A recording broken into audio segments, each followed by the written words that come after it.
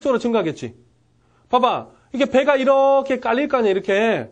그러면 접선의 기울기 봐, 이렇게. 파일을 잘 들어봐봐. 접선의 기울기 이렇게 보는데 이 접선의 기울기와 이 기울기 중에 누가 더 급하니? 얘가 더 급하지. 밑에 못 사는 애들이 더 급할 수는 없잖아. 그렇기 때문에 얘들이 직선이 될 수밖에 없다 이거야, 이게. 알겠냐? 그러면 여기서부터 여기까지, D까지가 몇 퍼냐? 이게 80퍼죠. 그러면 하위 80퍼가 직선이에요. 그러면 얘들끼리는 소득이 다 평등한 거죠. 직선이라는 얘기는 1%가 늘 때마다 똑같은 누적의 소득이 이루어진다는 얘기지. 소득의 누적이 일정하기 때문에 기울기가 직선인 거야. 그지? 그렇기 때문에 직선이면 그 계층 안에서는 평등하다. 됐어? 오케이. 그럼 맞는 거죠. 그 다음에 디귿. 인구의 누적 비율의 60% 이상 구간에서는 을국과 병구의 론칙것을 교차할 수 없다. 그 60% 이상이니까 여기죠. 자, C가 60%니까 60% 이상의 구간에서는 자, 을과 병이 교차할 수 없다고 되어 있습니다. 교차할 수 있지요.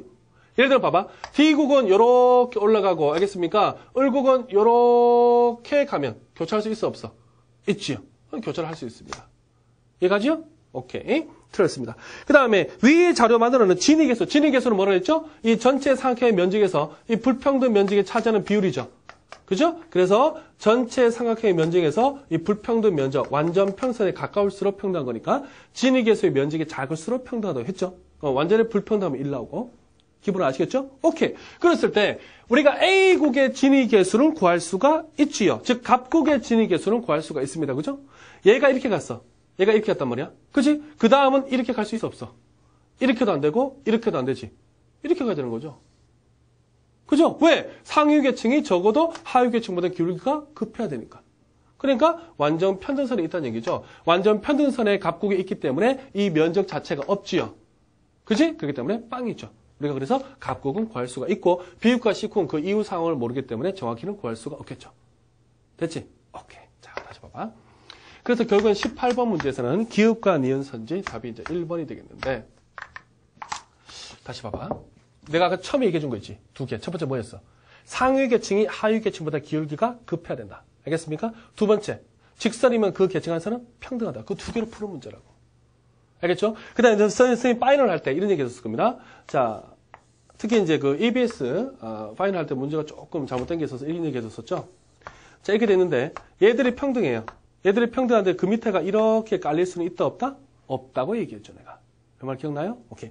이렇게 평등한데 그 밑에가 이렇게 깔릴 수는 없습니다. 그죠? 오케이. 요거 잘 들었던 친구들이라면 충분히 맞출 수 있을 거라 생각을 합니다. 알겠습니까?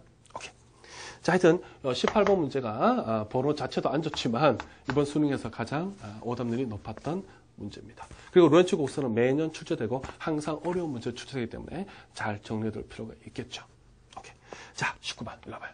자, 이제 두 문제만 열심히 합시다, 여러분들. 자, 19번 문제입니다. 자, 19번 문제, 선생님 찍은 문제 또 나왔습니다. 알겠습니까? 19번 문제.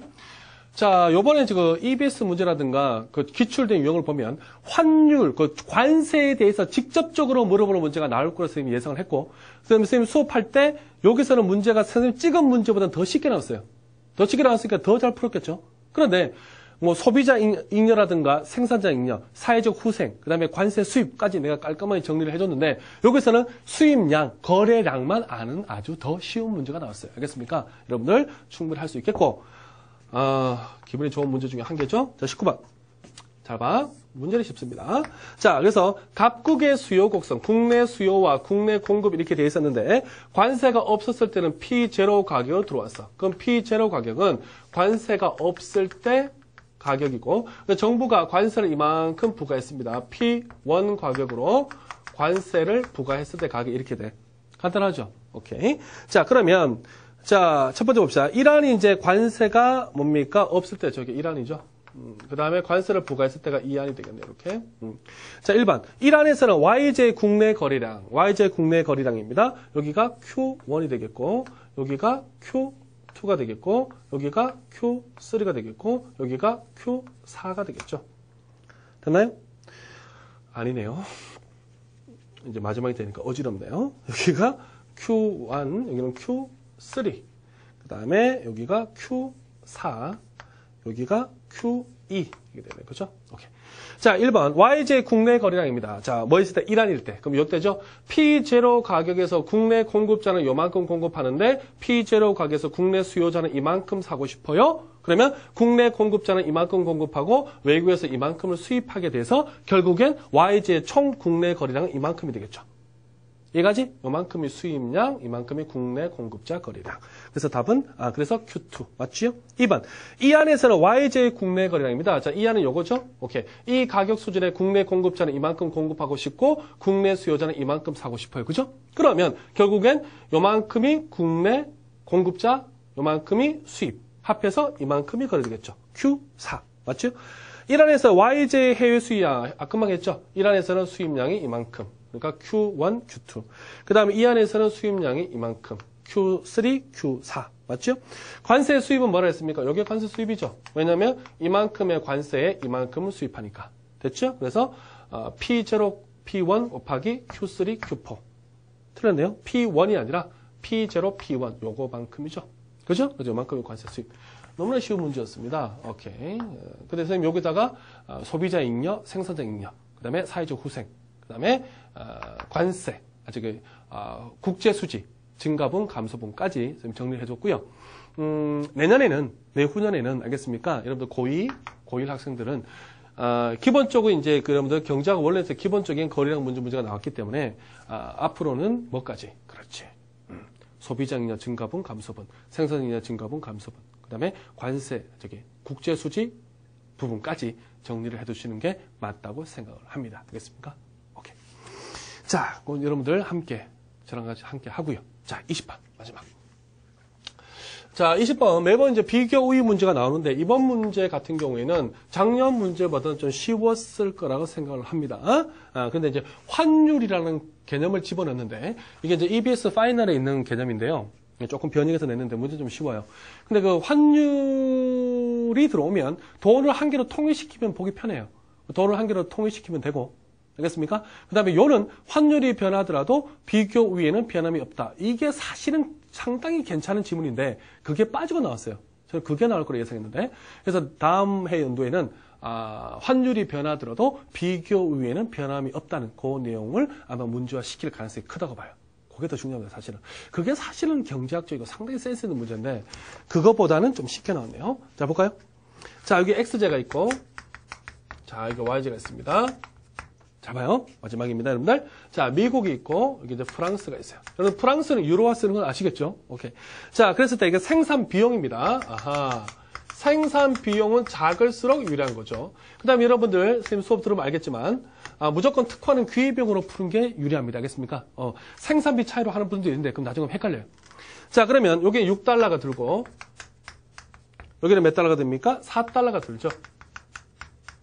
그 다음에 얘들은 4유로, 2유로인데 그 달러로 통일시켜보자. 편하게. 그러면 1997년에는 1유로가 1.8달러였어요. 그러면 4유로면 7.2달러가 됐겠죠? 그 다음에 2유로니까 1.8달러니까 3.6달러가 됐겠죠? 이게 1900 몇 년으로? 97년에 환율로 계산한 거고. 그 다음에 거기 2002년도 있죠? 2002년 환율을 보면 2002년 환율을 보면 1유로 1달러예요. 오케이. 그럼 그대로 가면 되겠네. 4유로는 4달러. 그 다음에 2유로는 몇 달러? 2달러 있고 들어가시면 됩니다. 됐죠? 이렇게 바꿔 적어줄게요. 그 다음 이제 비교 우위를 보시면, 잘 봐요. 자, 우리가 97년을 봅시다. 97년 이렇게 보면 되겠죠? 자, 97년은 XJ를 미국이 만들면 6달러. 프랑스는 7.2달러. YJ를 미국이 만들면 4달러. 프랑스는 3.6달러. 그럼 뭐라고 합니까?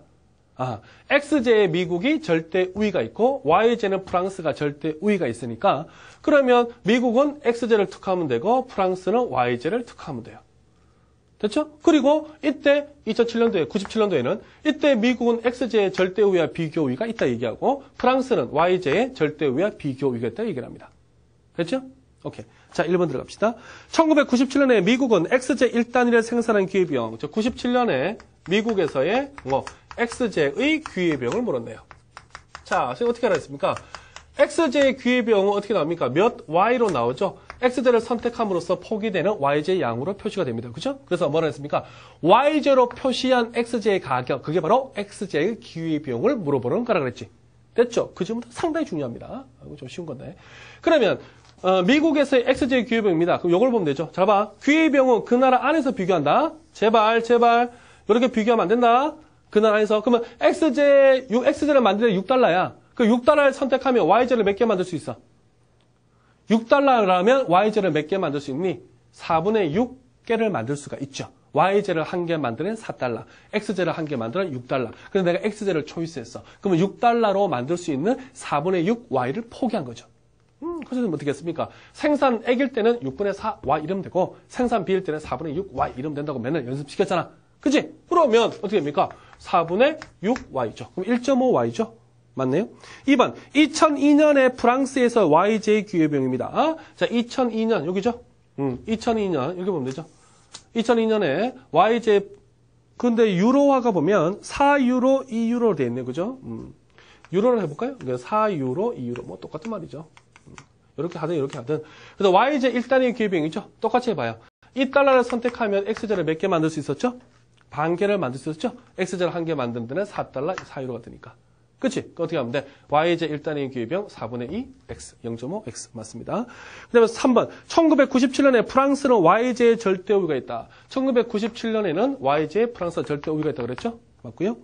그 다음에 1997년과 2002년에 미국은 YJ의 비교 우위가 있다라고 되어 있습니다. 1997년에 미국은 YJ의 비교 우위가 있습니까? 아니죠. 아까 이게 비교 우위였죠. 그죠? 절대 우위였습니다. 틀렸습니다. 그럼 2002년도 볼까? 2002년도를 보면 프랑스를 볼까? 2002년도 이게 프랑스죠. 이걸 또 볼까? 잘 봐요. 물론 쉬운 문제인데 2002년도 봐봐요. 2002년도에 보면 2002년도는 요거 보면 돼. 그치?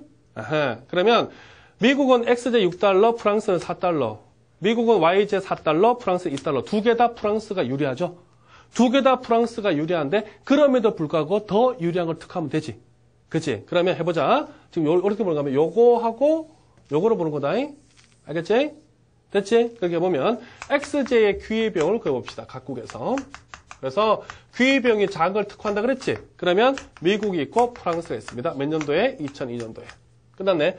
미국에서의 XJ 기회비용은 6분의 4y 하지 말고 어떻게 했죠? 4분의 6y 하라고 그랬죠. 그러면 얘는 4분의 6y야. 그 다음에 2000년도 프랑스에서 어떻게 하면 됩니까? XJ 기회비용이니까 2분의 4y죠. 그러면 2y죠. 기회비용이 작은 걸 특화하라고 그랬죠. 그죠? 그럼 기회비용이 누가 더 작아요? 미국이 더 작죠. 그럼 미국이 뭘 특화합니까? XJ를. 그렇죠. 그럼 미국이 XJ를 특화, 비교우위가 있고 프랑스는 어디에? 그렇죠. 여전히 뭐에? 그렇죠. YJ의 비교 우위가 있죠. 됐죠? 그럼 봐봐.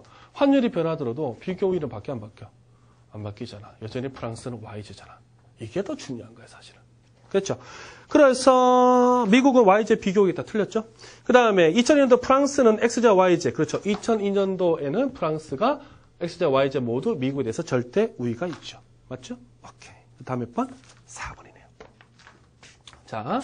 선생님이 맨날 시키는 대로 그렇게 풀었으면 뭐 깜깜한 문제고 더 중요한 거는 그죠? 수능 예상 더 중요한 거는 환율이 변하더라도 봐봐 생각을 해봐 7.2달러 3.6달러인데 환율이 변하면 똑같은 비율로 변할 거 아니야? 그러면 두 사이의 기회비용은 변함이 있어 없어? 없죠. 환율이 변하더라도 프랑스 안에서의 기회비용의 변함이 없기 때문에 뭡니까? 비교 우위에도 변함이 없을 겁니다. 됐지요? 자, 그렇게 하시면 되고요. 자, 그래서 20번까지 한번 살펴봤습니다. 여러분들 조금 빨리 나간 부분이 있거나 이해가 안 되는 부분은 다시 한번 돌려보시고요. 그렇죠? 그 다음에 올해 수능을 본 친구들도 보시겠지만 내년에 수능을 볼 친구들도 한번 보시고 앞으로의 수능 경쟁에 대해서 함께 선생님과 예측을 해봤으면 더 좋은 시간이 됐을 거라 생각을 합니다. 알겠습니까? 오케이. 저도 이제 우리 수능 해설 강의를 또 끝으로 좀 쉬었다가 내년에 다시 또 활기찬 모습으로 여러분들과 찾아뵙도록 하겠습니다. 여러분들 수능 보느라 고생 많았고요. 그 다음에 앞으로 수능 볼 친구들 함께 고생하도록 합시다. 여러분들 고생 많았습니다. 지금까지 대성마이맥 경제를 담당하고 있는 이혜섭 선생님이었습니다. 고맙습니다.